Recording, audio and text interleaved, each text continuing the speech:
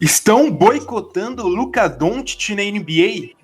Jamal Murray é a nova estrela? Quase chegou nos 50 pontos? Qual é o futuro do Jamal Murray? Dwight Howard quer destruir o Washington Wizards de dentro? É com esses e outros assuntos que começa agora mais um episódio do podcast do Buzzer Beater. Eu sou o Heitor Facini e estou aqui com o Felipe Haguehara, Felipe Hernan Gomes, para passar um pouco do resumo da semana da NBA para você. E aí, Felipe, tudo bem? Tudo bem, Heitor, tudo bem aí aos caros ouvintes do nosso digníssimo podcast. Muita coisa aconteceu aí nessa última semana, né? E na verdade, mesmo que não tivesse acontecido, a gente ia fazer podcast de qualquer maneira e ia inventar assunto. A gente acha assunto sempre, né? A gente podia ter comentado, sei lá, as fantasias do Halloween. Ah, com certeza. Sempre tem assunto. Melhor ainda quando envolve basquete, né? Sempre dá pra tirar alguma coisa do basquete, né? A NBA tem muito assunto, a gente sempre deixa passar alguma coisa. E antes de a gente começar a entrar nos assuntos aqui, já vou deixando aqueles recadinhos que você já sabe. Se você tá ouvindo a gente no Spotify e ainda não segue a gente, segue a gente. Se você tá ouvindo a gente em algum agregador, não segue a gente e dá o maior número de estrelinhas possível pra gente conseguir e ter uma nota maior e conseguir chegar a mais gente. Se você tá ouvindo a gente no YouTube, se inscreve no nosso canal, clica no like no vídeo e comenta aí a sua pergunta pra NBA. Pergunta qualquer coisa pra gente sobre essa temporada que a gente vai responder pra vocês no próximo episódio. Pode ser aí no chat da transmissão ao vivo, ou nos nossos comentários mesmo, ou enviando pra gente no Twitter. A gente sempre vai responder todas as perguntas que todo mundo perguntar pra gente. A gente não, né? Nessa semana, coincidentemente, o Felipe foi sorteado pra responder essas perguntas. Caramba, eu não esperava.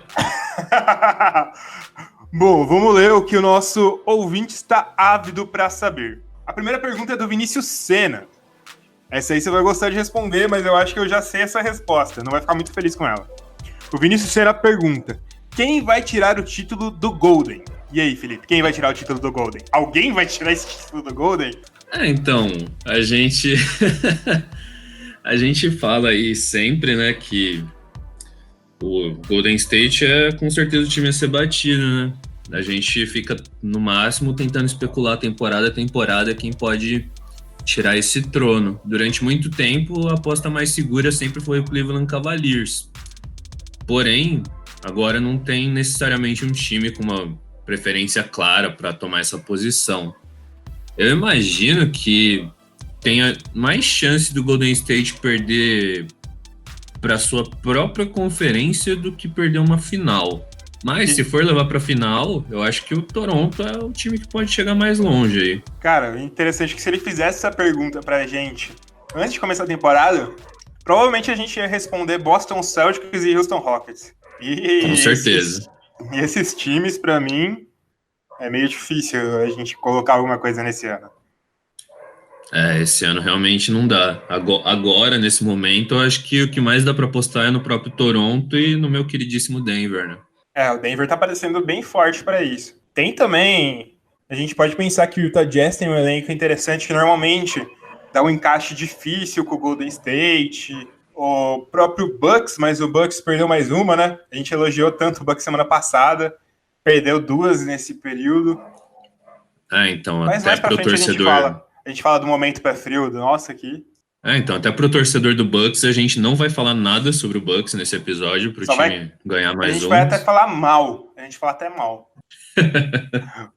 Mas então, agora vamos para outra pergunta aqui. A gente estava falando do Magui no último podcast, e o Victor Paixão perguntou isso. Por falar no Magui, vocês acreditam que ele pode ser o Most Improved Player aos 30 anos de idade? Você acredita nisso? Cara, eles levam muito em conta esses booms de pontuação, né?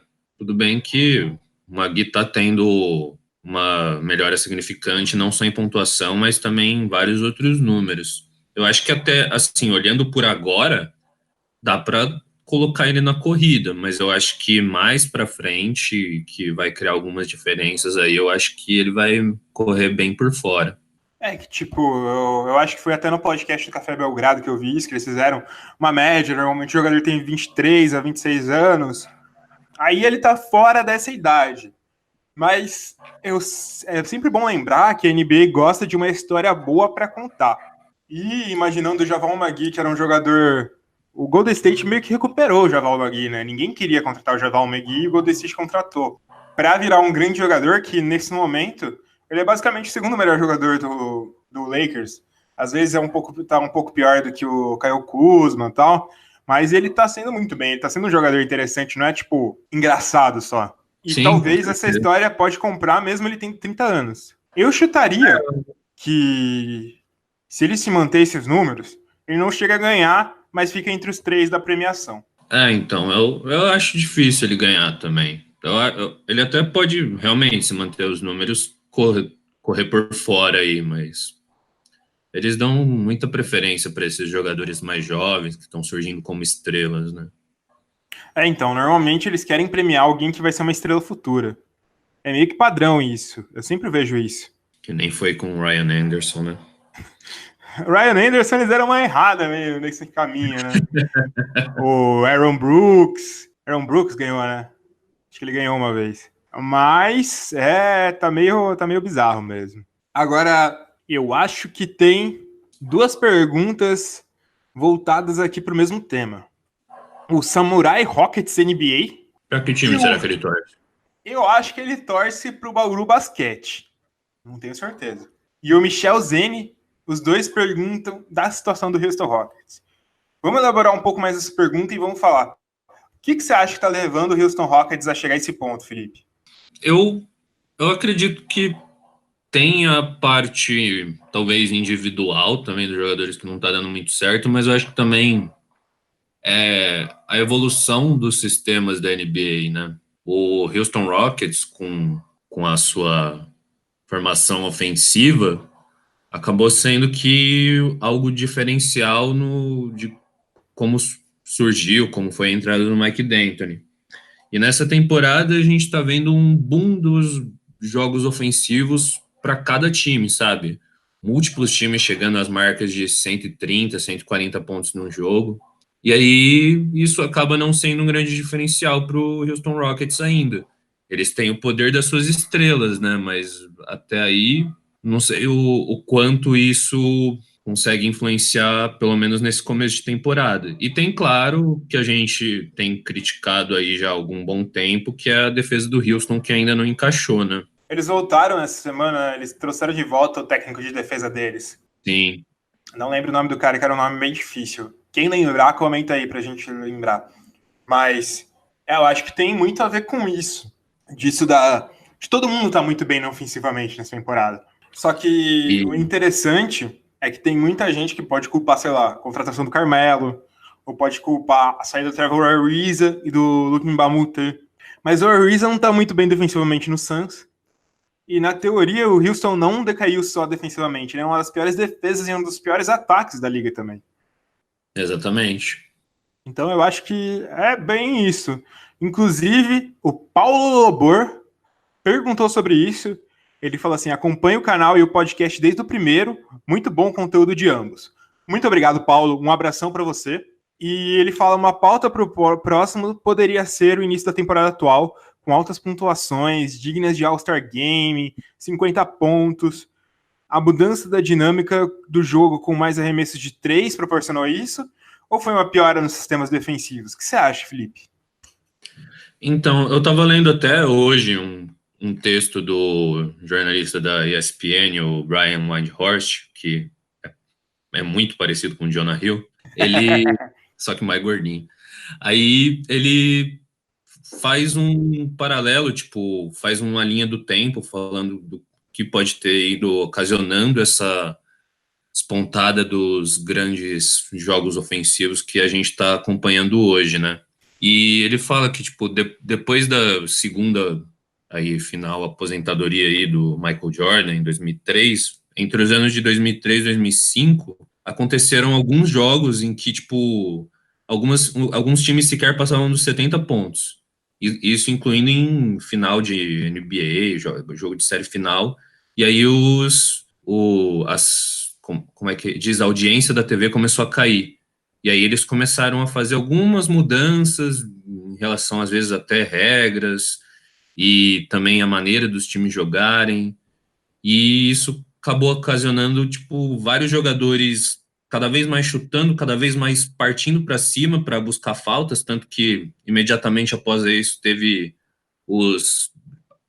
as grandes temporadas do Allen Iverson, do Kobe Bryant de 35 pontos por jogo lá. E aí, conforme esse ataque foi se desenvolvendo desses jogadores individuais, as defesas foram se preparando, principalmente como o Greg Popovich preparou o Spurs, né?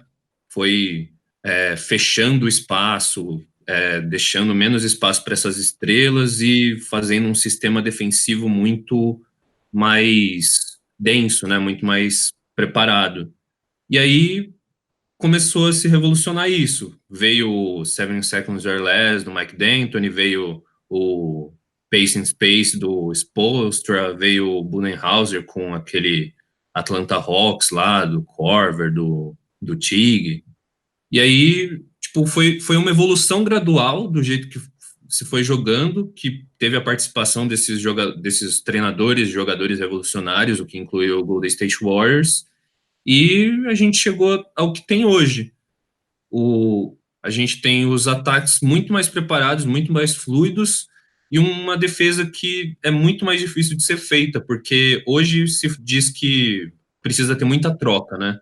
Troca de jogador, troca de marcação, só que isso não é fácil. Os grandes jogadores de defesa, eles dizem que são os caras que não são só bons defensores individuais, são os caras que falam o tempo todo, que é o caso do Draymond Green, que é o caso do Iguodala, por exemplo. Então é difícil achar boas defesas, porque é difícil achar esses bons jogadores que definem essas boas defesas.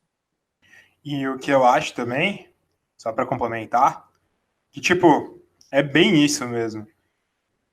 Que eu acho que os times deram uma percebida que esse jogo com um arremesso de longa distância deu certo com o Golden State Warriors, deu certo de novo com o Houston Rockets, sendo a segunda melhor equipe do ano passado, e é óbvio que esse jogo ia acabar disseminando. E hoje a gente tem também jogadores muito mais difíceis de serem marcados. A gente tem aberrações físicas como o Giannis Antetokounmpo, como o Ben Simmons, como o Joel Embiid. Esses jogadores que antigamente você tinha jogadores com funções muito específicas, né?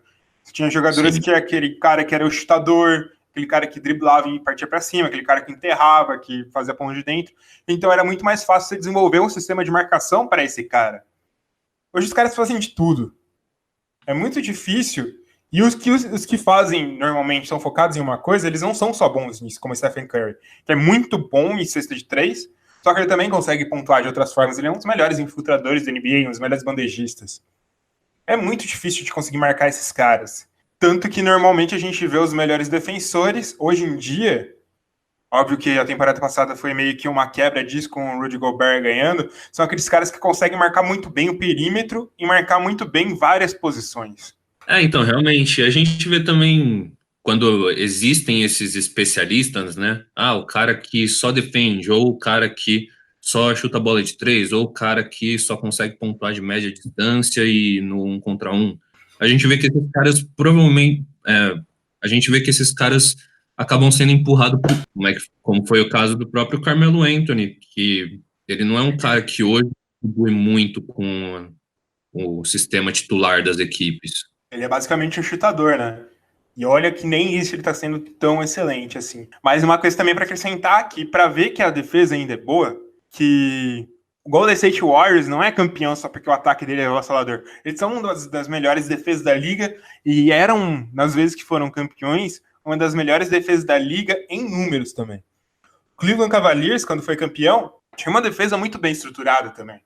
E a gente vê que, normalmente, um time que só ataca, um time que tem um ataque bom e uma defesa horrível, e um time que tem uma defesa boa e um ataque não tão bom assim, normalmente o time de defesa boa tem se sobressaído nesses últimos tempos. A gente tem o exemplo do Utah Jazz e do Memphis Grizzlies, que o Utah Jazz frequentou o playoff durante 2 anos sem ter um ataque tão bom, e o Memphis Grizzlies que foi durante muito tempo pro playoff da NBA durante todo o tempo. Então as defesas ainda são boas, e se você tem uma defesa bem estruturada, a chance de você ir para o playoff é muito grande. Não, de fato, e também só tem também a questão de que tem um limite, né, até onde esses times puramente defensivos conseguem chegar hoje em dia, porque essa realidade hoje de uma defesa precisar sempre trocar, sempre trocar. O próprio Greg Popovich falou que é muito difícil inovar dentro desse sistema, porque é muito dependente simplesmente dos jogadores. Você tem que ter um cara que é muito bom em trocar, você tem que ter um cara que é muito bom em ler o jogo, e que fica falando o tempo todo, em que orienta a defesa. E isso é raro, tipo, não é fácil achar esse tipo de defensor, esse tipo de jogador em uma equipe. Acho que é basicamente isso. Acho que o Paulo deve ter gostado dessa resposta. Imagino que foi uma resposta com aquilo que ele esperava. Então, eu acho que a gente, para dar uma resposta resumida, para quem não aguentou ouvir tanto o nosso papo, as defesas ainda são boas, mas os ataques evoluíram muito. Acho que é isso, né, Felipe? Opa! É isso mesmo. Bom, vamos seguir para uma outra pergunta. Não, agora tem algumas perguntas, na verdade, que vão falar do Boston Celtics. A primeira pergunta é do grande mestre. O que se espera do Boston Celtics? A segunda pergunta é do Iago Coelho, que é qual o trunfo que Celtics e Raptors podem usar para bater o Golden State Warriors numa possível final? E a última pergunta é do MJR Rufino. Vocês acham que o Tatum tem um teto de evolução alto?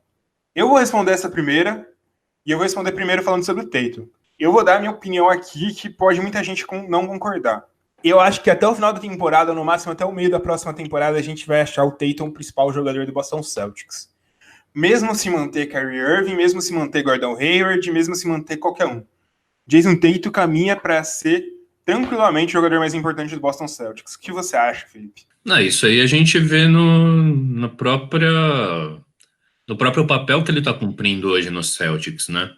O Kyrie Irving está pegando muito menos a bola em relação às temporadas anteriores dele, e o Tatum está cada vez mais também sendo colocado em situações de 1 contra 1, que um treinador só faz isso com um jogador quando ele tem confiança de que ele vai converter as jogadas e vai ter a melhor leitura possível de jogo. O Tatum, ele tem um teto fenomenal. Ele foi um dos caras que melhor soube aproveitar o espaço aí de off-season entre a primeira temporada dele e a segunda, para virar não só o jogador que a gente esperava dele saindo do college, mas algo muito mais do que isso. E eu concordo com você. Eu acho que em certo ponto da temporada ele vai ser unanimamente o melhor jogador desse time. E a tendência é reavaliar alguns gastos desse Boston Celtics, que a gente sabe que o Danny Ainge não tem muito coração, não. E o que a gente pode esperar do Boston Celtics nessa temporada, respondendo a pergunta ao grande mestre? Por que o Boston Celtics está demorando tanto para engrenar? Bom, eu acho que eu vou me adiantar nessa pergunta. A gente tem que dar um tempo para o Boston Celtics. Vale lembrar que a formação do Boston Celtics deu mais certo, principalmente no final da temporada passada. Não tinha Kyrie Irving e não tinha Gordon Hayward. A gente também tem que lembrar que Kyrie Irving e Gordon Hayward estão voltando de lesões meio sérias, lesões graves. Então o time é muito diferente e tem dois jogadores que são bons, mas que estão se recuperando. Estão voltando a ter ritmo de jogo. Eu acho que por isso que o Boston Celtics pode não ter começado tão bem. E assim, eu acho que o que precisa ser mais acertado do Boston Celtics é o ataque em si, porque a defesa tem sido efetiva para eles nesse começo de temporada. Eles têm o melhor defensive rating, com 101 ponto alguma coisa, pontos sofridos a cada 100 posses.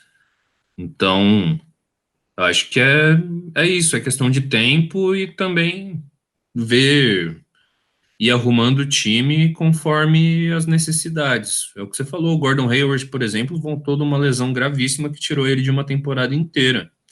Então, eu acho que o Brad Stevens está fazendo certo de começar com ele, dar tempo de jogo para ele, mesmo que, por exemplo, nesse momento, o jogador mais interessante que poderia estar começando seria o Marcus Morris. Então, eu acho que ele está dando ainda um momento de chance para o Gordon Hayward mostrar, mas vale lembrar também que não só a Danny Ainge não tem muito coração, o Brad Stevens também não é o cara que insiste muito no jogador por conta do emocional só. Acho que se o cara não tá bem, ele acha que o outro vai render mais, ele troca. Boston Celtics também começou pior, porque os outros times da conferência melhoraram bastante. Toronto Raptors é um time melhor, Milwaukee Bucks é um time melhor, o Indiana Pacers é um time melhor, e até a gente pode dizer que o 76ers, no geral, é melhor pela evolução natural dos seus jogadores. Tem que sempre levar em consideração isso. Não é o Boston Celtics que na teoria piorou, são os outros times que melhoraram também. É uma conferência muito difícil. É uma conferência e também uma divisão muito difícil a deles até. O próprio Brooklyn Nets também tem um começo de temporada inesperado, então... A gente veio de tempos que a Conferência Leste estava muito ruim, né? E quando a NBA, apesar de normalmente manter os principais campeões, ter dinastias, a tendência é que se uma conferência está muito boa e a outra conferência está muito ruim, com o tempo elas vão mais se igualando. A conferência ruim melhora, a boa dá uma piorada e tal. E essa Conferência Leste, eles não é uma conferência só muito difícil. Eles têm um top 5 muito difícil. Pacers, Bucks, Celtics, Raptors e os 76ers são 5 times que eu não consigo definir qualquer uma das posições na ordem que eles ficarem no final da temporada. Não vai ser uma surpresa para mim. Qualquer um deles que ganhar a conferência, digo, terminando em primeiro lugar na temporada regular, não vai ser uma surpresa para mim nesse momento. Concordo. Bom, falando disso ainda, qual é o trunfo que Celtics e Raptors podem usar para bater o Golden State Warriors numa possível final? A pergunta é do Iago Coelho. Matar o Curry e o Kevin Durant. Brincadeira. Então, que a gente sabe que esse negócio de trunfo acaba não funcionando tanto, né? Ainda mais por um time tão bem planejado contra o Golden State, como um Golden State Warriors. O que a gente imagina é que esses times tendo seus principais jogadores saudáveis, que já é algo difícil, Kawhi Leonard, Gordon Hayward, esses jogadores estando saudáveis, eles já são uma grande diferença. E a outra é, na verdade, não é algo certo, porque esses times ainda precisam se testar num playoff, né? Tem Toronto Raptors, por mais que tenha mantido alguns jogadores importantes da sua base e aparentemente tenha dado uma boa melhorada com a troca entre Kawhi e DeRozan, a gente ainda não sabe como é que esse time consegue se sair encarando os outros times da conferência no playoff, que é um campeonato completamente diferente de uma temporada regular, né? Eu diria que entre esses dois, o time que ainda, mesmo tendo uma campanha pior, eu vejo dando uma canseira maior no Golden State Warriors, porque eu acho que nenhum dos dois ganha do Golden State Warriors, é o Boston Celtics. Porque ainda me tem na memória o playoff da temporada passada do Boston Celtics com um time completamente remendado. Brad Stevens é um técnico mais rodado, se provou em playoff, se provou ser um técnico de decisão, de conseguir montar times para momentos adversos. Quase foi para a final no ano passado, é bom sempre lembrar disso. E ele tem 2 jogadores que são bons na sua mão. Vale lembrar que também que o Kyrie Irving já foi testado em playoff, já foi testado em finais. E correspondeu, né? Sim. E o próprio Tatum também se provou ser um bom jogador de playoff, né? O desempenho dele cresceu. Cresceu muito, inclusive. Tanto que eu acho que se por acaso a temporada passada, o prêmio de Rookie do ano, contasse os playoffs, ia dar um pouco mais de bugada na cabeça das pessoas votantes. Bom, a gente já falou dessa resposta também. A gente tem outras perguntas aqui. A pergunta do Rafael Lisboa. Rafael Lisboa, que participa de um grupo do WhatsApp que eu e o Felipe participamos, que é o Bola Laranja. Ele pergunta se o Kenny Atkinson, técnico do Brooklyn Nets, ele vai poder ser apontado como um dos melhores técnicos do ano, mesmo se ele não tiver indicado a lista oficial. Você acha que o Kenny Atkinson já tá nesse nível, Felipe? Acho que dá para dar um crédito para ele, sim, né? Por mais que o Nets não esteja necessariamente fazendo uma temporada absurda, é um time que melhorou significativamente em relação aos seus últimos anos, pelo menos nesse começo que a gente está vendo, né? As 2 últimas temporadas foram de menos de 30 vitórias, e sendo que a primeira temporada dele à frente do time foi de só 20, né?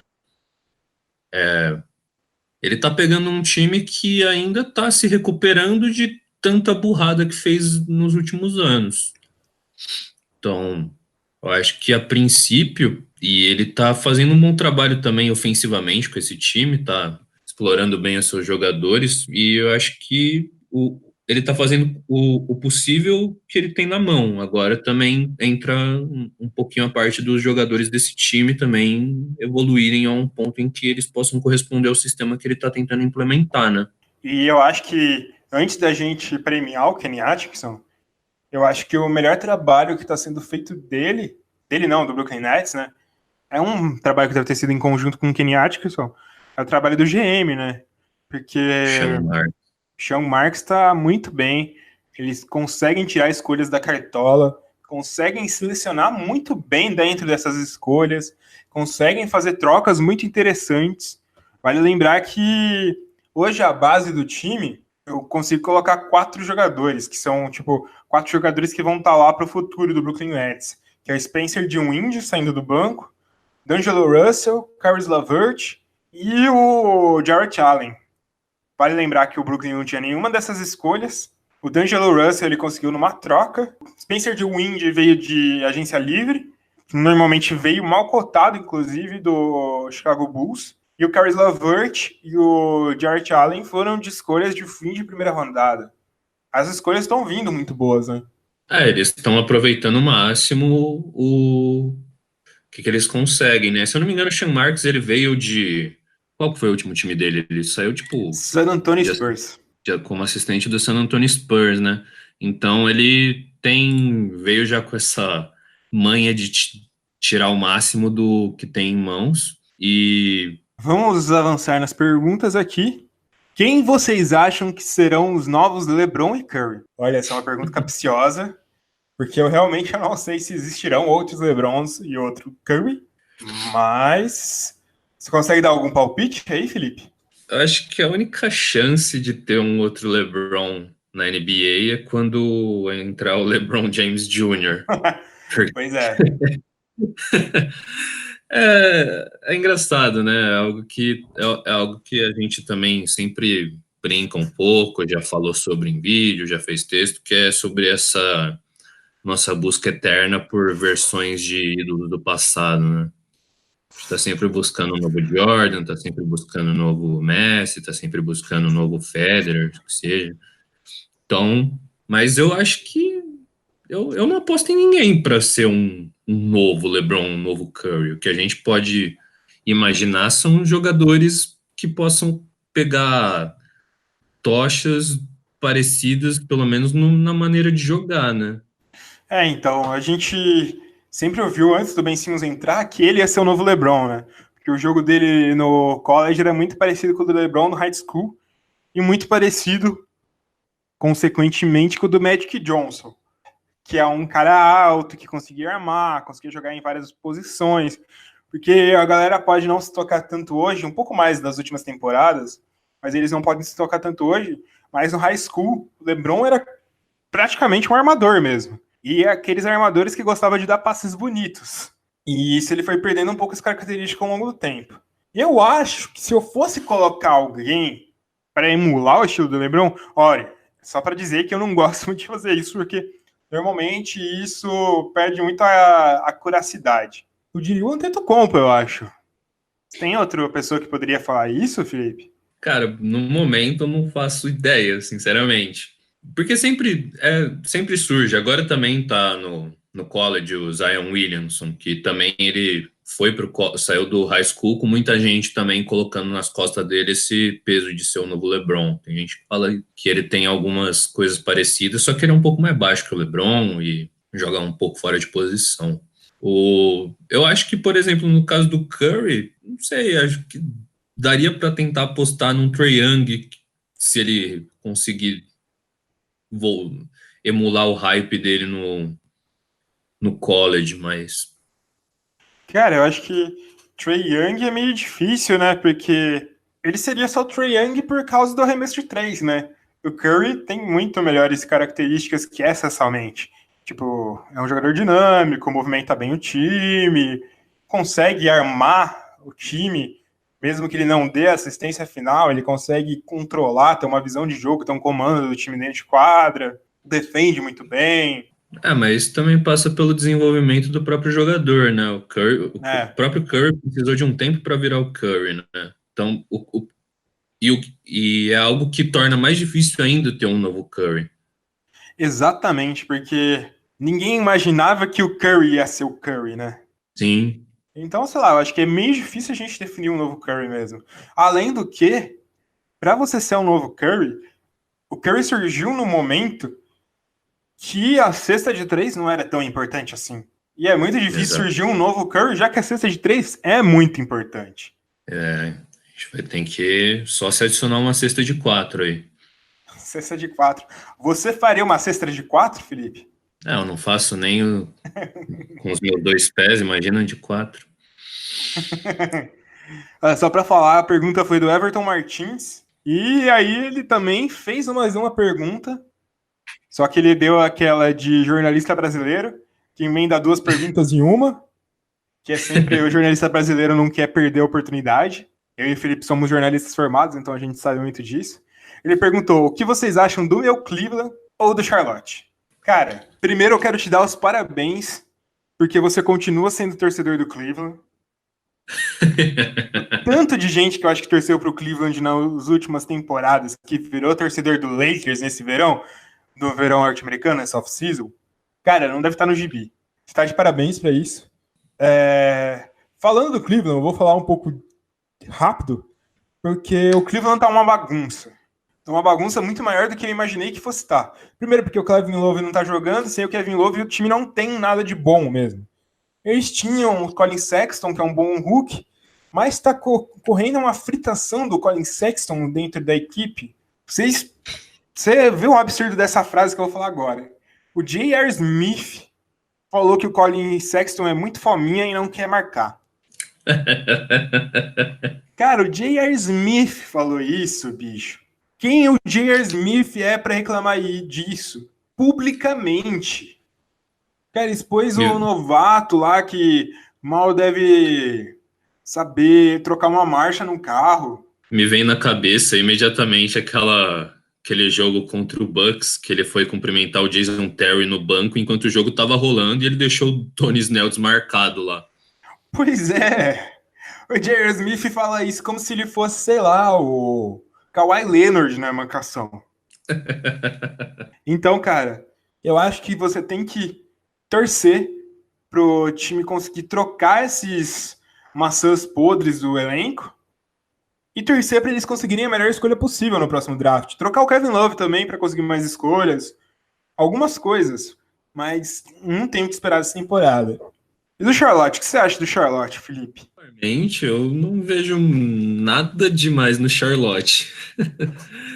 Não acho que é um time que vai ficar muito abaixo na temporada, mas também acho que é aquele time que pode muito bem cair fora dos playoffs, tipo, nem pegar uma vaga.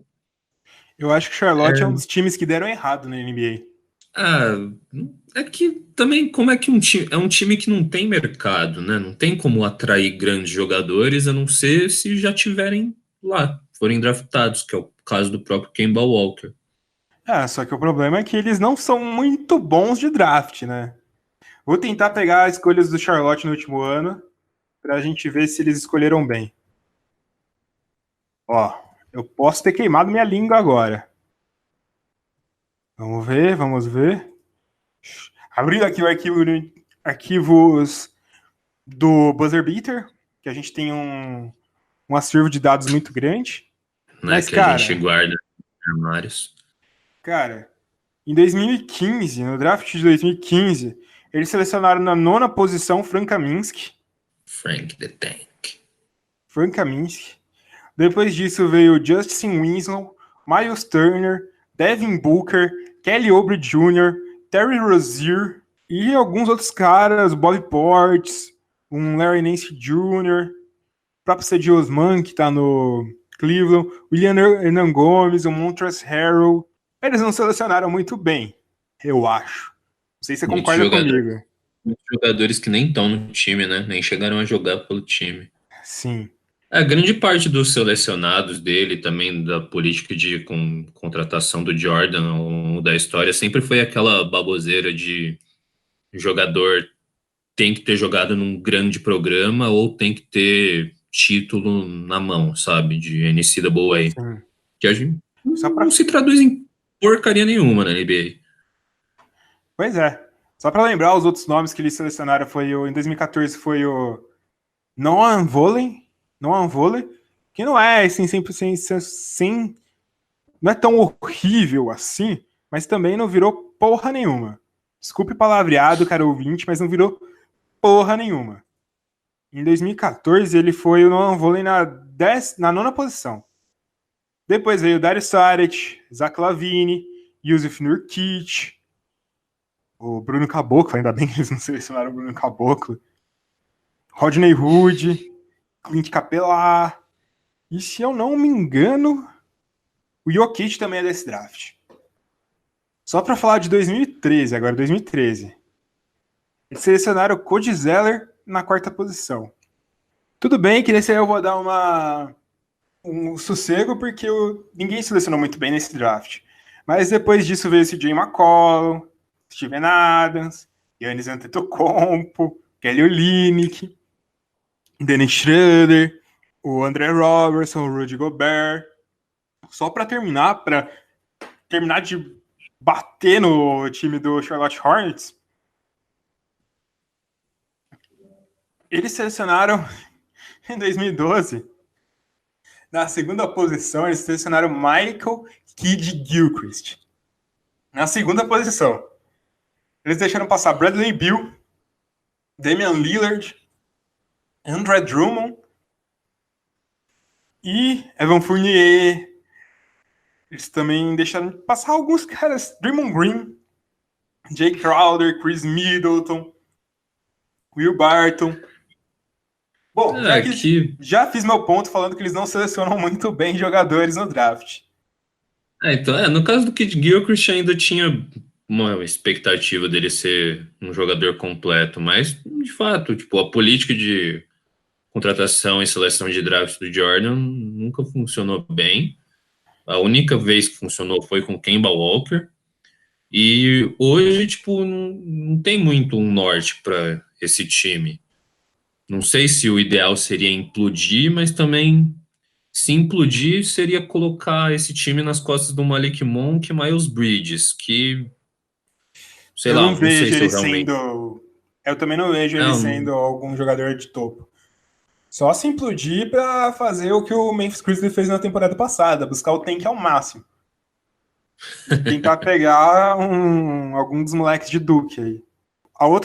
Tem uma outra pergunta falando sobre o Cleveland Cavaliers, que é do Henry Santos David, ou Davi, não sei. Me corrija se você estiver ouvindo, Henry. Onde vocês acham que o Cedi Osman pode chegar? Será que em algum ponto da carreira ele consegue levar o Cleveland aos playoffs? E aí, Felipe, o que você acha do Cedi Osman? ele levar eu acho difícil. Eu não acho que o Cedi Osman consiga chegar a um ponto em que ele vai carregar uma franquia.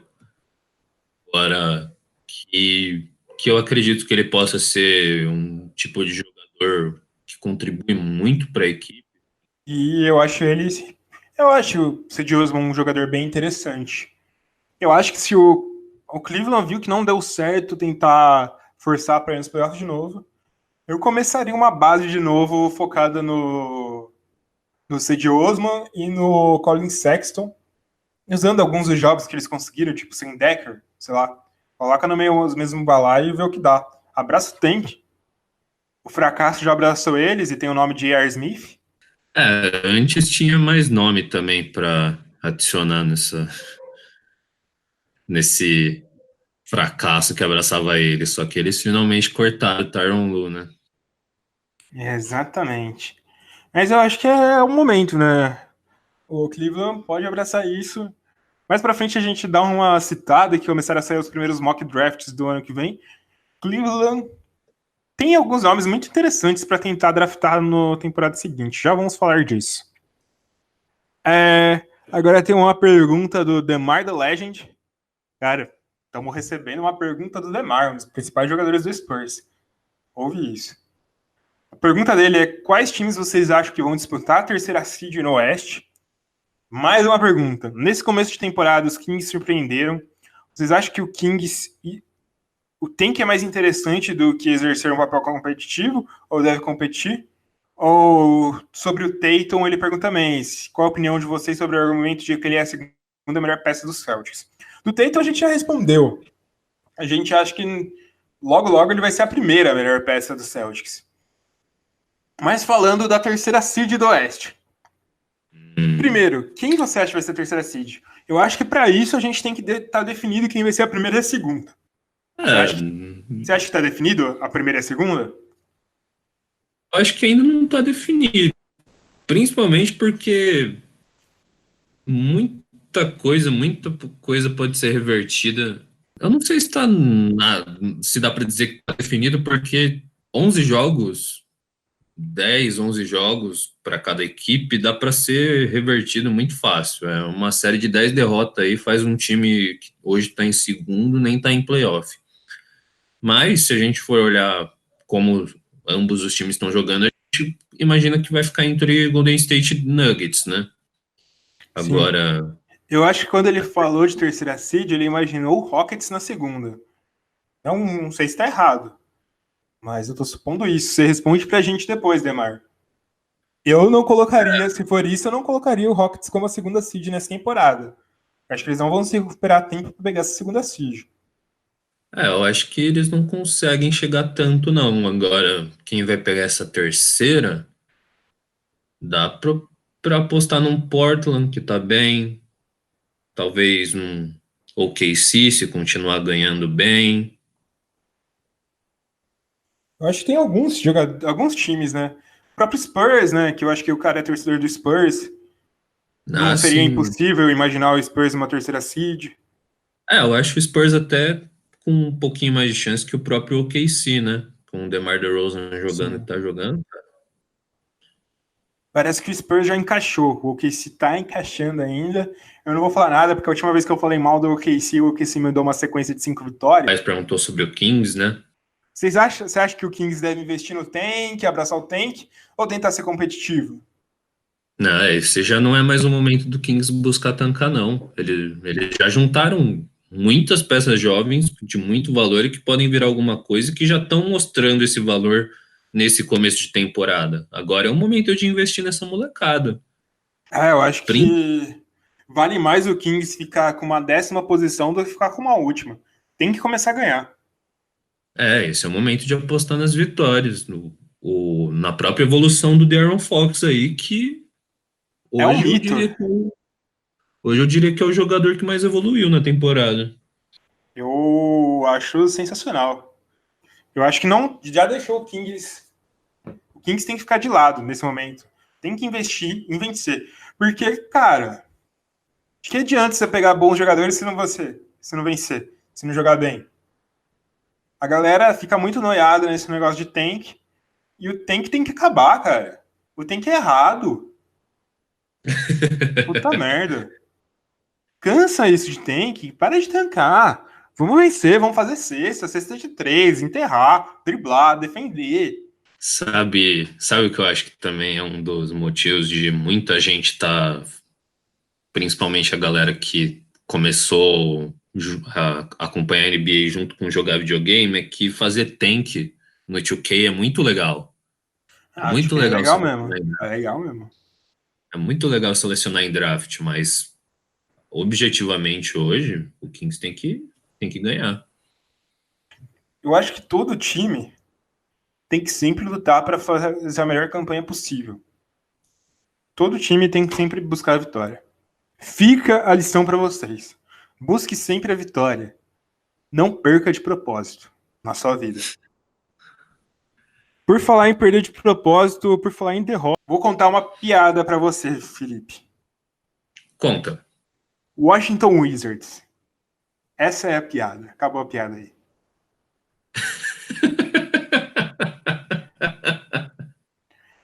O João Lucas Abraga pediu pra gente falar sobre o Washington Wizards.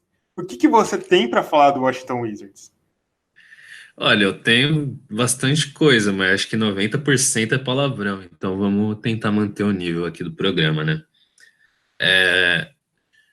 Cara, acho que ninguém imaginava um começo tão ruim pro Wizards.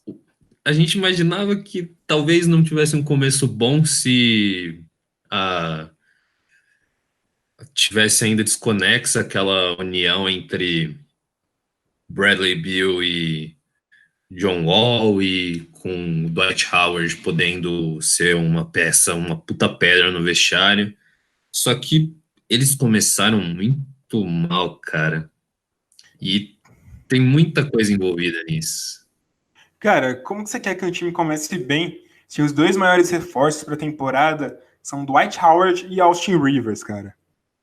Como que alguém vai Então, começar bem? Sério, o Austin Rivers é uma das pessoas mais odiáveis da face da Terra para quem torce pro Clippers.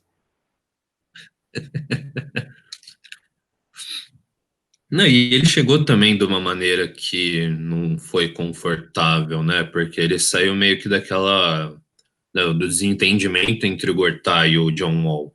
E aí o Gortat, que era a, o lado fraco aí da corda, acabou vazando. E aí eles colocam também um Dwight Howard que, dependendo, a qualquer momento, se o ego dele cruzar com o do John Wall, pode acabar fazendo esse vestiário ir pra merda, né? Não, e Dwight Howard é sinônimo de fracasso faz muito tempo. Muito tempo. É, eu até acho que esse time do Wizards poderia precisar um pouquinho dos rebotes dele. Mas o problema principal é que, adicionando o Dwight Howard, não faz diferença alguma na maneira desse time jogar. Porque o John Wall, ele vai continuar usando esses pivôs, principalmente como corta-luzes, para ele tentar utilizar a velocidade dele para infiltrar. E o problema é que as defesas hoje da NBA já sacaram que ele faz isso, já sacaram que esse é o jogo do John Wall. Eles não ficam mais indo para fora e marcar os chutadores mais ou menos do Wizards para e deixar espaço aberto para ele. Não, eles fazem o double team no John Wall, não deixam ele infiltrar, deixam alguém no Bradley Beal para não deixar ele chutar livre e o time acaba não funcionando ofensivamente. E além do que, a gente tem que lembrar que o Dwight Howard não é um jogador que serve para ser segunda estrela. Ele sempre piora os times que ele joga. É batata, é um dos jogadores com on e off, que é a estatística de pontuação dentro e fora da quadra, que normalmente melhora quando ele tá fora da quadra. Né? E também tem todas as outras coisas, né? Falam que a sincronia entre o John Wall e o Bradley Beal também já meio que expirou, né? Eles já não estão mais sendo os parceiros que eles foram antigamente. Será que isso tem um Mas, pouco de ciúmes, Felipe? eu acho difícil falar esse tipo de coisa, até porque o, ao mesmo tempo em que o John Wall começou a cair um pouquinho de produção, a ser um alvo mais fácil para as defesas, o Bradley Beal cresceu muito, né? Então, Então, não eu acho sei. que tá tendo uma transição. Porque hoje, se fosse para apontar qual é o melhor jogador do Wizards, eu acho que eu apontaria no Bradley Beal. Não sei se eu apontaria mais no John Wall. Não, eu concordo, eu ficaria com o Bradley Beal, cara. Mas, e também tem uma coisa que, assim, o Washington Wizards não é um time historicamente consistente em competitividade. É bem isso Eles mesmo. já tem um histórico que vem desde os anos 80, desde que era Washington Bullets lá, que eles não conseguem ir muito longe, mesmo quando vão aos playoffs. Se eu não me engano, entre 82 e 2014, eles simplesmente, às vezes que iam para os playoffs, eles simplesmente perdiam na primeira rodada. Então, não é um time que historicamente tem sido muito bom, e nunca teve um sistema tão consolidado na NBA. E adiciona também o fato do Otto Porter não tá tendo um começo bom de temporada esse ano. É, um dos piores contratos da NBA, de longe. Uma das artimanhas aí do Brooklyn Nets, né? Que conseguiu fazer o Wizards gastar uma fortuna com o Porter, conseguiu fazer o Heat gastar uma fortuna com o Tyler Johnson, e ainda no mesmo ano fez o Portland gastar uma fortuna com o Allen Crabbe, né? E pegou o Allen Crabbe depois. Exatamente. Vou Bom, mostrar o Sean Marks. a gente falou um pouco sobre o Washington Wizards, falou sobre o John Wall, mas vamos falar de outro armador aqui. Você lembra que na semana passada eu falei para você, perguntei para você quem você achava que ia ser o jogador que ia fazer 50 pontos, o próximo jogador? É, Quem que eu você tô. falou? Quem que você falou? Eu falei Jokic. Olha, você quase acerta o companheiro de Jokic. Eu vou até Nossa. me retirar daqui do recinto para você falar desse feito do senhor Jamal Murray com 48 pontos. Pode descer a lenha, descer o verbo, soltar o verbo, elogiar o Eu menino, já fazer tô. tudo. Eu tô sem calça aqui já, cara. Tô muito feliz com esse jogo e, tipo, como que deu certo colocar as fichas nesse moleque desgraçado. Caramba, velho. E eu fiquei muito puto que eu não consegui ver esse jogo. E aí eu cheguei em casa, vi lá, da hora, vencemos, pá.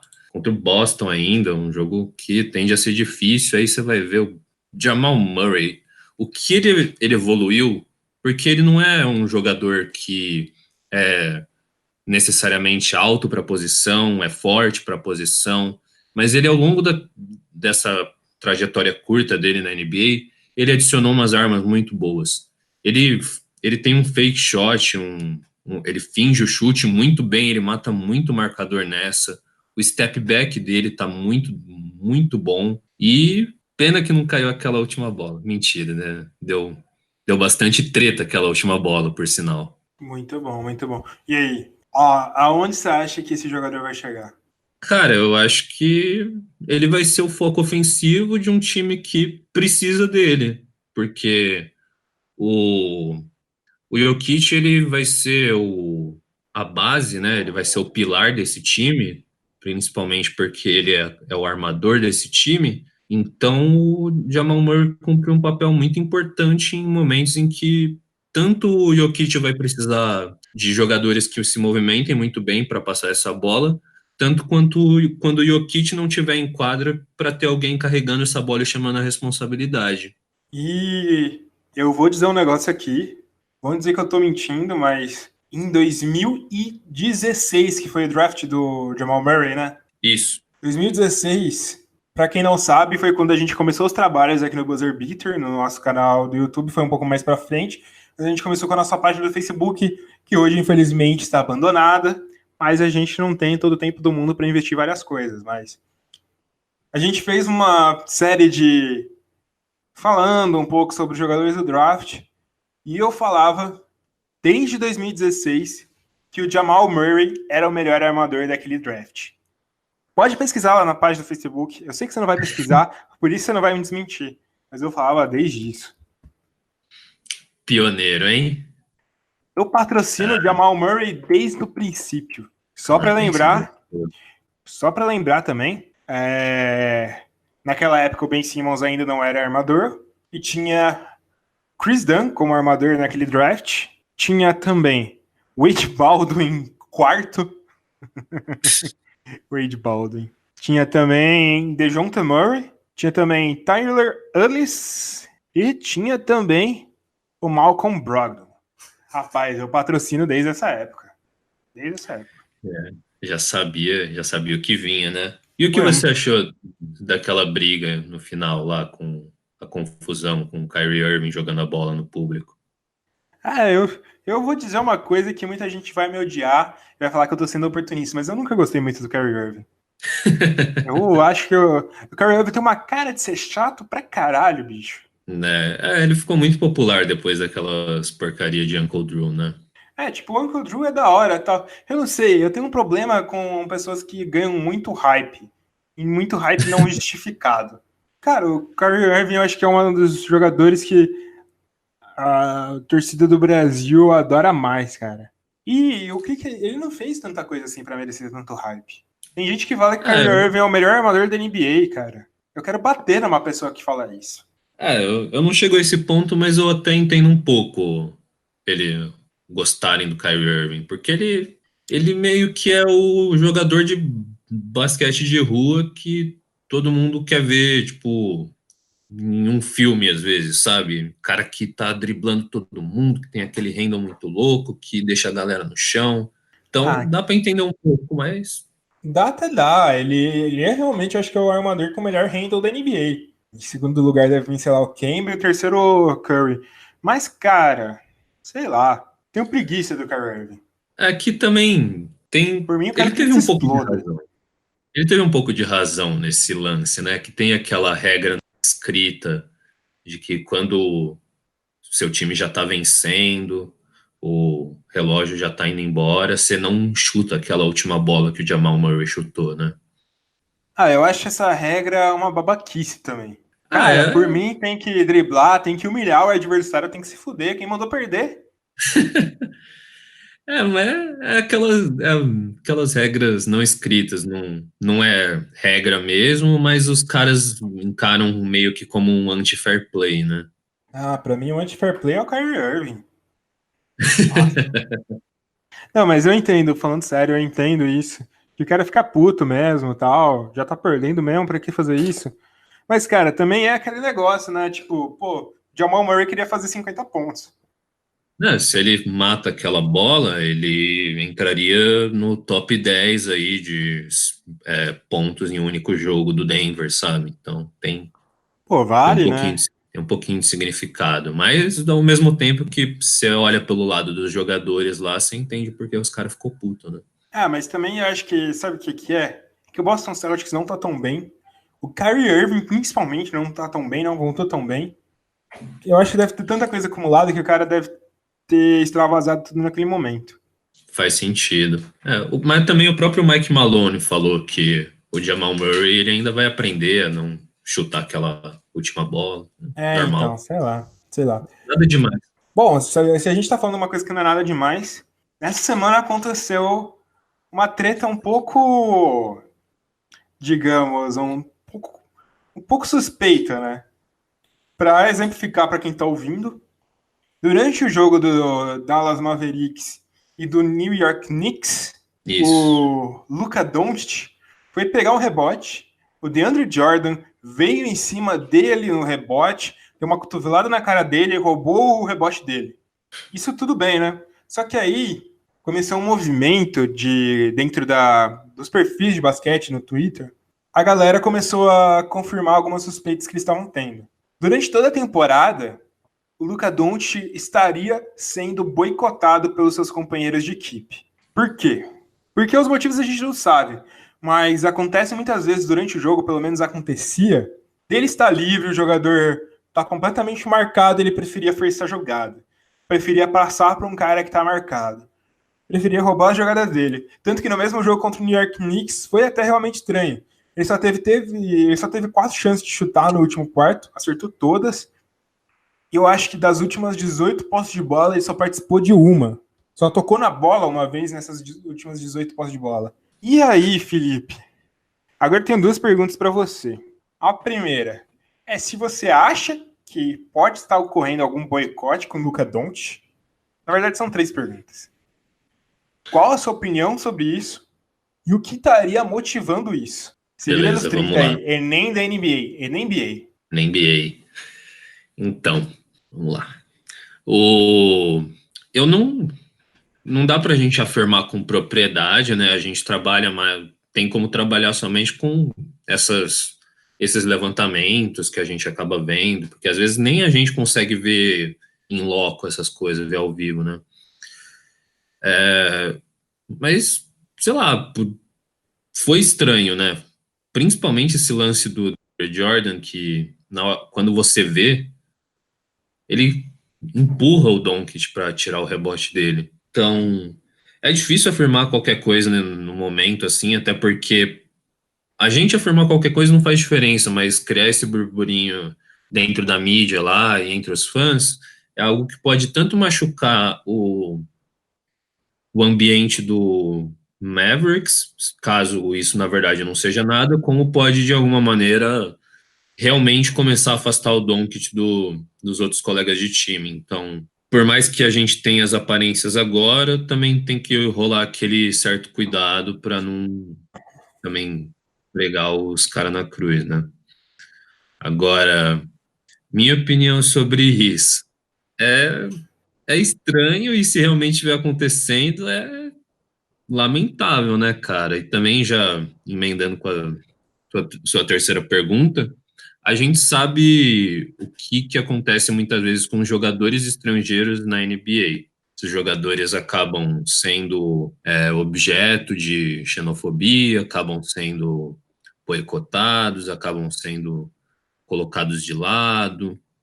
Então, se isso realmente estiver acontecendo, esse boicote estiver acontecendo, o um dos principais motivos que a gente consegue entender pode ser xenofobia, como também uma mistura disso com a vaidade desses jogadores, da atenção que o Luka Doncic está recebendo como um jogador que pode e provavelmente vai virar uma estrela no futuro. A gente tem que ter noção de que o Luka Doncic, nesse momento, é o melhor jogador do Mavericks, né? Né, com certeza.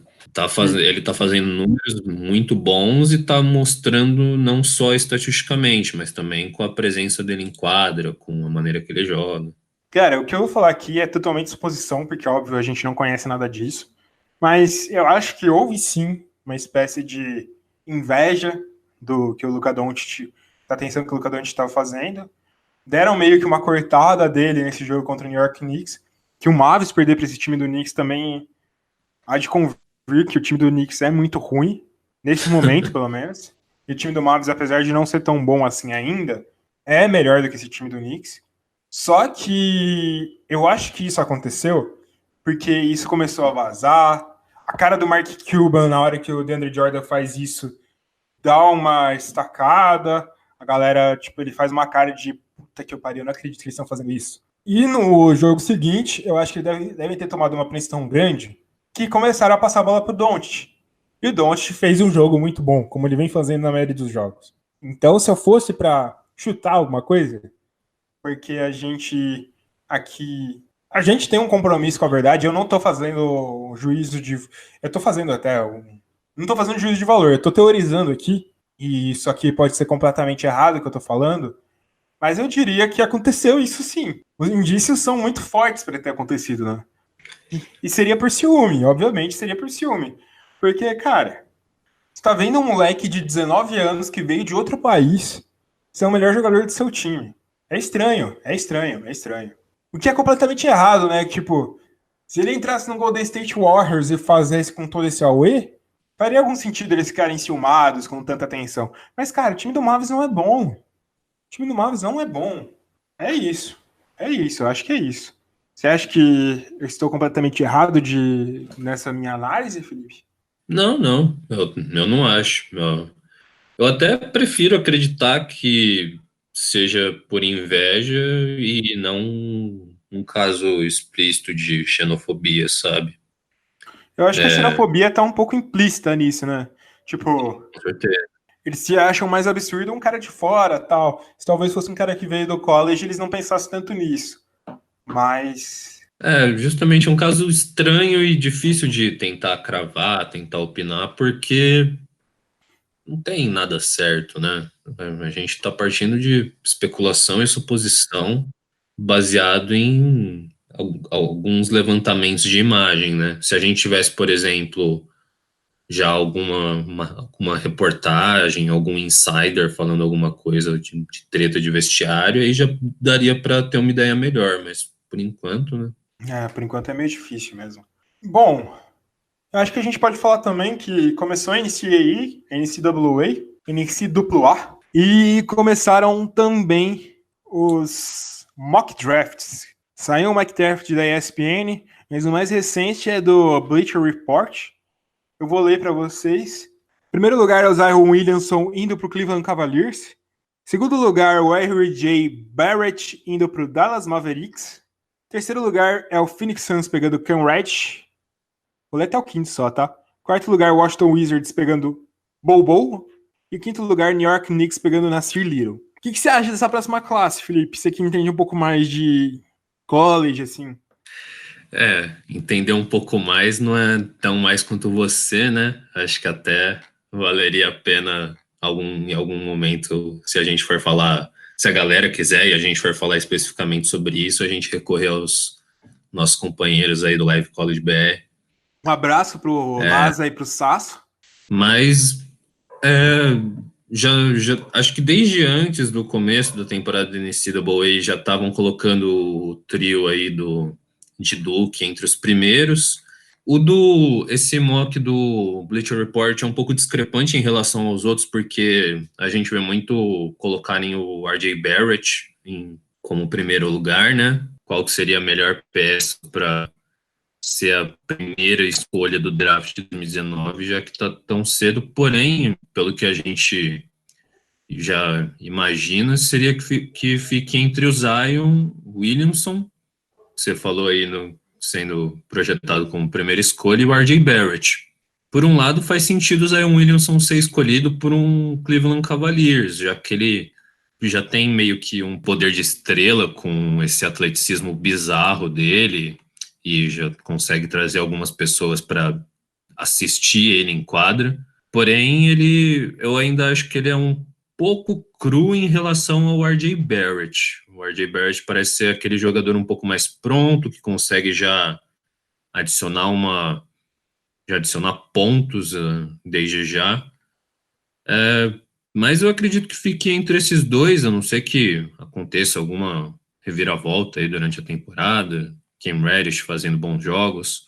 Algo que eu vi em outros mocks também, que diferia um pouco, foi a questão do Bol, que eles sendo projetado como uma 10ª escolha, algo não muito longe disso. Esse do Bleacher Report foi o primeiro que eu vi com ele no top 5. Então.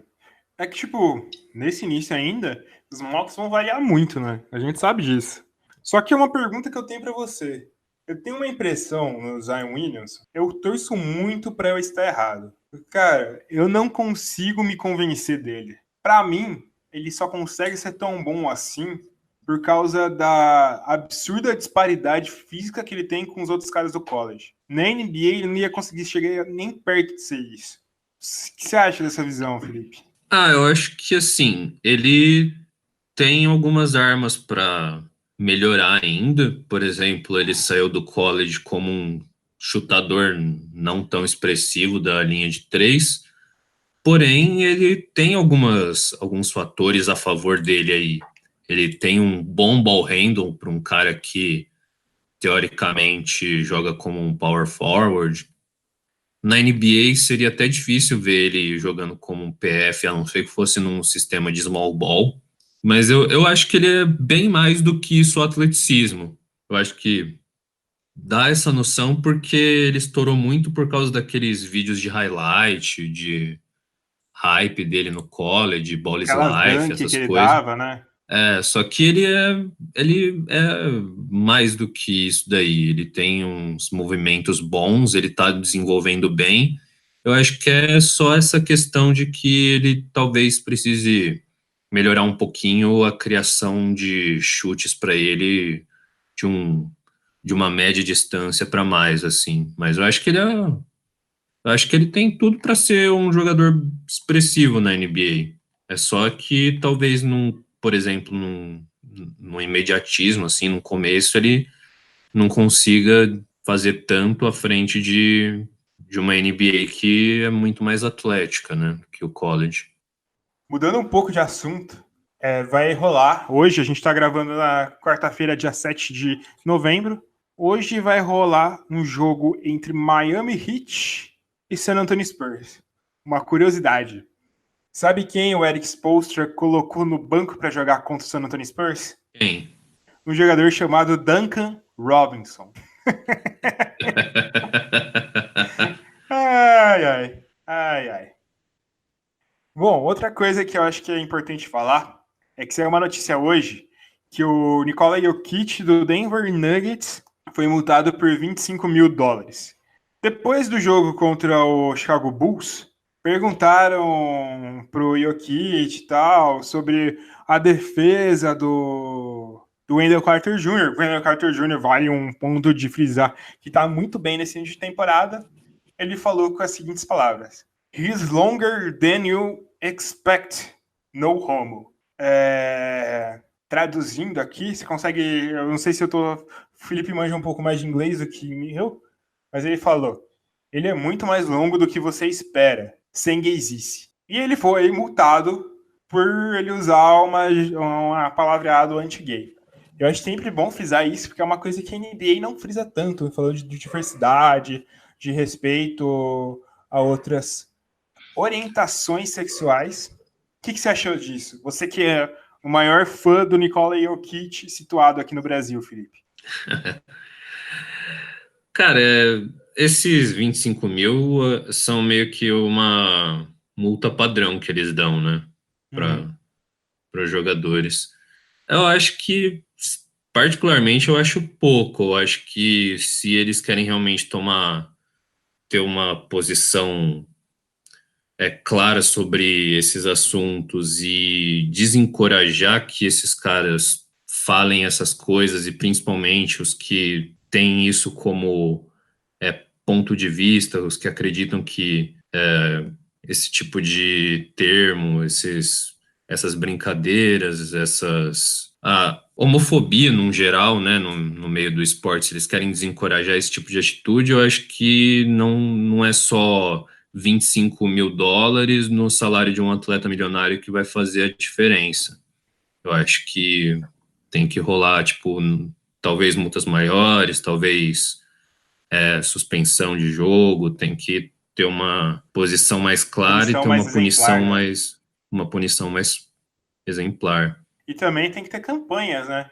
Porque eu acho que uma das coisas que a NBA peca muito é campanhas contra a homofobia, campanhas pró-diversidade, porque é uma coisa que falta. Porque, tipo, você pode pensar que isso, na teoria, não é um comentário que é muito... Não é nada demais, é uma brincadeira dele, né? Cara, mas é um comentário que você rebaixa uma pessoa por ser gay, porque falando que ser gay é um negócio pior, tá falando que o ser gay é um problema, tal, e por isso ele não é gay. Ele tá já garantindo. A primeira coisa que ele fala é que ele não é gay. E imagina, eu tenho noção, eu não tenho certeza disso, mas eu imagino que deve ter muitos atletas da NBA que são gays e que não vão se expor porque eles acham que vão sofrer represália por isso. A gente sabe que é homofóbico, que o público que acompanha esportes no geral é bem homofóbico. E eu imagino também que alguém, quando se expor e se declarar gay, vai sofrer represália, sim. E eu discordo completamente disso. A NBA tem que tomar atitudes para que isso não aconteça, não é, Felipe? Não, com certeza, tem essa falta de campanha aí. Na verdade, peca muito em vários assuntos, né? Se por um lado se tomou muito as posições acerca das questões de racismo, que é absolutamente necessário, não só pelo ponto de vista social, que é o mais importante, mas também pelo próprio fato da maior parte dos jogadores da própria liga serem negros. Falta tomar uma posição também sobre os outros determinados assuntos: saúde mental no esporte, homofobia, xenofobia, sexismo, machismo, vários outros assuntos que a NBA poderia levantar uma bandeira aí para proibir atitudes parecidas, né? Além do fato do longo histórico da NBA de acobertar crimes que os jogadores cometem durante várias décadas. Sim. Vale lembrar do Karl Malone e tal, do Jason Kidd, de muitos outros casos, né? Bom, eu acho que a gente pode trazer um último assunto. Eu falei faz pouco tempo agora falando do Boston Celtics. Chegou um link aqui eu acabei de ver na timeline do Twitter, um link que fala que o Bill Simmons, jornalista norte-americano, acredita que o Terry Rozier vai ser trocado nos próximos 10 dias. Agora, a última pergunta. Que time você acha que seria bom para o Terry Rozier, Felipe? Vamos ver. Eu já vou começar aqui falando. Eu adoraria ver o Terry Rozier no Indiana Pacers. Adoraria. Tem alguns times aí que talvez se encaixe bem as características dele. A gente tenta pensar, a gente sempre acaba tentando pensar em times que almejam algumas coisas maiores, até porque o Terry Rozier é um cara que pode ajudar esses times a conseguir esses objetivos. Então, o Pacers faz sentido, imaginar ele jogando do lado do Oladipo ia ser uma puta dupla defensiva boa. Tem o Spurs, que tem a necessidade depois da lesão do DeJounte Murray. Quem mais? Tem o Nets, que Terry Rozier tem um cara de que jogaria bem do lado do Caris LeVert, né? O Pelicans pode ser uma boa escolha, né? Que o Pelicans... faz sentido. O Drew Holiday jogou de ala armador e o outro armador que eles têm nesse momento é o Alfred Payton. Suns precisa de um armador. Os armadores dele é o D'Anthony Melton, o Hélio Kobo. Mas eu acho que não foge disso, né? E eu acho que é uma clara demonstração que eles vão fazer de tudo para manter o Kyrie Irving na próxima temporada, né? E faz sentido eles manterem o Kyrie Irving, há de convir, né?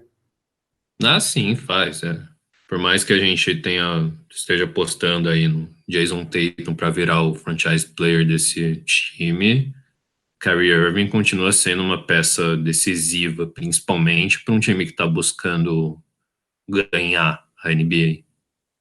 Olha, mas aí me veio uma ideia, um negócio aqui. O time do Minnesota Timberwolves não tem um armador tão confiável assim, certo? Com certeza. E eles estão tentando mandar embora um certo jogador do time, Jimmy Butler. Será que rolaria uma boa aí? Aqui tem uma diferença significante de salários aí, né? Não sei como é que eles conseguiriam cobrir isso. Mas isso eu acho que eles têm jogadores, né? Deixa eu dar uma olhada nos salários do... Quanto que o Jimmy Butler recebe? Jimmy Butler tá recebendo 18,4 milhões. 18,4 milhões. Você pega um Marcus Smart, que recebe 11,6. Você pega um Terry Rozier, que recebe 3,5. Aí você coloca, sei lá, um Yabusele aí pra completar o negócio. Dá bom, hein? Dá pra encaixar a troca. Você faria essa troca? Eu não sei o quanto realmente vale a pena, mas no sentido desse time perder muito banco, né? Isso é uma verdade. Mas, um time com Kyrie Irving, Jason Tatum, Jimmy Butler, Jaylen Brown, Al Horford e Gordon Hayward é um time de impor respeito, hein? Não, puta timaço. E a ordem hoje em dia na NBA é juntar o maior número de talento para bater de frente com esse Golden State, né? E, falando sério, eu acho que poderia causar um estrago aí. Eu acho. Poderia, até porque o Jimmy Butler não é só uma força ofensiva, né? Ele é um grande two-way, então... É um grande two-way, uma grande força ofensiva, e é um cara que decide jogos, né? Sim. Sempre bom ter um cara desse no seu elenco. Bom, eu acho que qualquer time que pegar o Terry Rozier vai melhorar de qualidade. Eu gosto muito do Terry Rozier. Gosto muito. Eu concordo. Ele é um jogador que em outras franquias aí merece ganhar uma vaga de titular até. Então. Eu acho bem interessante. Bom, Felipe, a gente chegou naquele momento do podcast, um dos momentos finais. Qual que é a sua previsão maluca para essa semana? A última vez que eu apostei no Jokic, o Murray fez 50, né? Então, provavelmente, quem eu apostar vai ser algum companheiro de equipe que vai fazer alguma coisa louca. Vamos pensar. Eu acho que... Tá, eu acho que em primeiro lugar... Opa, é mais de uma aposta, hein? Você que tá ouvindo aí, rufem os tambores, hein? Hein? Vem coisa boa aí. Em primeiro lugar, eu acho que o Los Angeles Lakers vai engatar uma série de 4 vitórias seguidas. Rapaz, tô gostando de você ver você secando esse time do Lakers. Eu que torço pro Clippers, tô gostando de ver isso. Então, não, o objetivo é fazer uma aposta sem noção aí. E eu acho que vai pensar em algum jogador para fazer um grande jogo aí. Eu vou escolher a gente meteu um pouquinho o pau no Washington Wizards, né? Então eu vou falar que o John Wall vai emular o John Wall do passado e ele vai fazer um jogo de 40 pontos ou mais. Bom, lembrando que tem que valer esse negócio, hoje é dia 7. Isso tem que acontecer até o dia 14 para valer. Você está ouvindo esse podcast no dia 9 para frente, então pode ter acontecido já, que a gente previu. A minha previsão é que o Warriors vai perder um jogo na próxima semana. Até o dia 14. Só para você. Um? Vai perder um. Pode perder 2, mas um ele vai perder. Na próxima semana ele vai enfrentar o Milwaukee Bucks, o Brooklyn Nets, o Clippers ou o Hawks. Então um desses ele vai perder. E seguindo essa linha de a gente criticou o Wizards, eu acho que vai ser o contrário. Quem vai fazer não vai ser o contrário, né? Quem vai fazer um bom jogo vai ser o Dwight Howard, que vai pegar mais de 20 rebotes no jogo e vai dar mais do que 5 tocos e fazer mais de 20 pontos no mesmo jogo. Ai. Espero que ninguém esteja levando a sério essas porcaria que a gente tá falando. Cara, com essa bomba, dessa previsão que a gente tá fazendo para a próxima semana, a gente começa a nossa despedida. Você tem mais alguma coisa a falar, Felipe? Não, por enquanto não, cara. Acho que a gente cobriu bastante coisa nesse episódio. A gente comentou bastante as perguntas, inclusive na pergunta do rapaz lá, a gente discorreu bastante sobre as mudanças ofensivas e defensivas aí da liga. Rende um vídeo isso depois, hein? Vamos pensar. Então. E tem também só uma notícia aí que às vezes o pessoal também não tá prestando atenção. A WNBA optou por sair do CBA, né? Que é o Collective Bargaining Agreement da NBA, que envolve as várias partes aí da liga, incluindo jogadores e donos, que define regras, salários, e aí a WNBA optou por sair para buscar um acordo próprio, né, para chegar, conquistar mais direitos, mais exposição, mais dinheiro envolvido no jogo para as minas aí. Então, cara, é uma coisa muito legal isso, hein? Muito legal. Sempre melhor quando a liga consegue se manter sozinha. Muito legal. Aliás, e é isso. Eu acho que a gente falou bastante coisa. A gente tá aqui encerrando o nosso podcast, o nosso 4º episódio do podcast. A gente tá conseguindo um mês quase seguido fazendo o nosso podcast. Espero que vocês gostem. Lembrando, deixem aqui todas as suas dúvidas, sugestões, perguntas que você tiver, elogios, qualquer recado que você quer que a gente mande. Se quiser que a gente mande um salve para você, um salve para sua mãe, para sua tia, para aquele crush que você tá no colégio, na faculdade, no trabalho, a gente pode fazer tudo isso. A gente também, de falar de NBA, a gente também é ponto correio e é correio do amor. Meu recado é isso. Falou, galera, muito obrigado por isso. Pensem muito bem no meio ambiente, não desmatem as matas e não juntem o Ministério da Agricultura com o meio ambiente. É isso, galera. Falou, isso é o recado, Felipe. Esse último recado aí é absolutamente importante. Também não fiquem filmando seus professores e denunciando. A gente não tá querendo viver num livro do George Orwell aí. Então, isso aí, galera. Muito obrigado aí por todo mundo que tá assistindo e um abração e cuidem bem aí de vocês todos e de todo mundo que vocês gostam aí. Falou, galera. É nóis. Estamos juntos.